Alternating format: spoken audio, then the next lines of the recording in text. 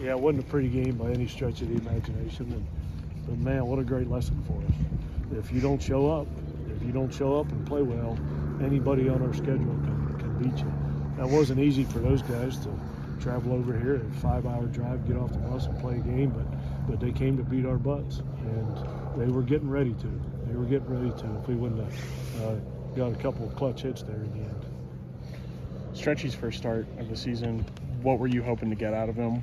What did you get out of him? Just trying to get his pitch count up. You know, he's had success in the past as a midweek starter, and coming off Tommy John surgery. We're just trying to get his pitch count up a little bit. He was only going to throw 2 innings regardless of how he did, so we got to try and mold him to see if he can be a starter for us this year, but he's not quite there yet. He's going to keep getting better.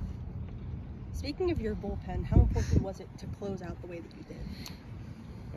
8 pitchers again tonight. That's about average for us, I'd say. Eight per night.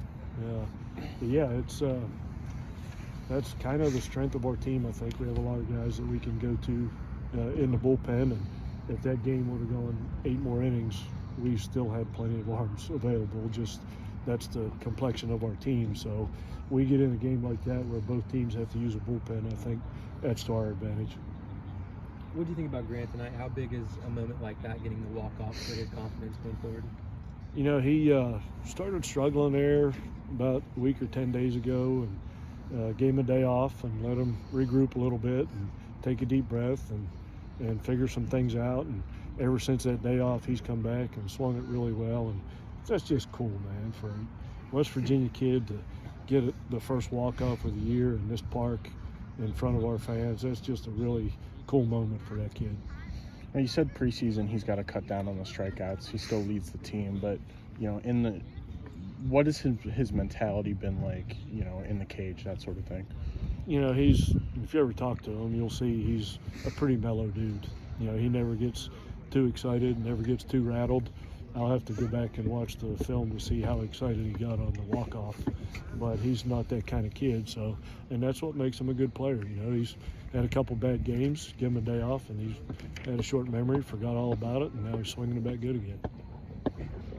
Getting some hits tonight after the weekend you guys had has to create some momentum, especially there at the end. Feel good about moving forward with this group? Yeah, I have. You know, if you look back at the history of our program after, 12 games now? After 12 games, I don't think we've ever hit this well this early in the year. So that's encouraging moving forward. Usually it takes us halfway through the season to get started, but it seems like we came out of the gate swinging the bat pretty well. So who knows, that might be a great sign for the next couple months.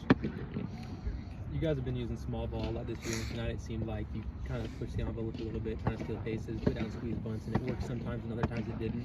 Does that kind of discourage you going forward, or are you going to keep trying to make that work? No, that just shows you I just told them tomorrow's practice is super important. You know, we know where our deficiencies are, and we know what we got to practice and get better at it. And, you know, that's the complexion of our offense. We're not going to hit a ton of homers.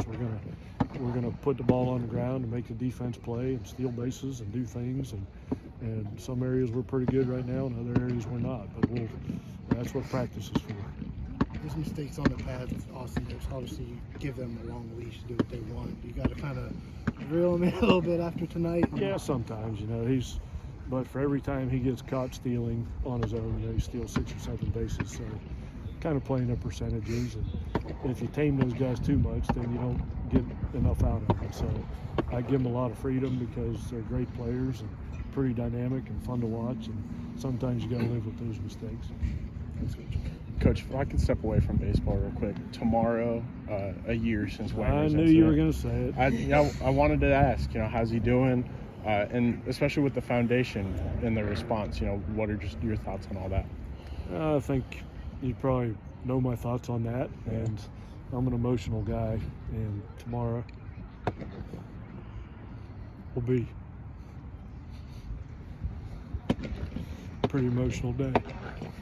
But he's doing great. You know, he's out here with us every day, and he's back playing baseball and playing hockey, and you know, it was 1 year ago today that the ambulance wheeled him through that gate right there, and we never knew if this day was going to come. So, but he's made a tremendous recovery, and his spirits are great. Got his driver's permit today, so there's a whole different level of stress on him again. But yeah, it's the people have been great. You know, the foundation and everybody that's donated to Team Whammer, and I think we're going to try and make one more push for Team Whammer on the 1-year anniversary. So if anybody's listening, you know, we're still trying to help a lot of people that need it. So, but I appreciate you asking.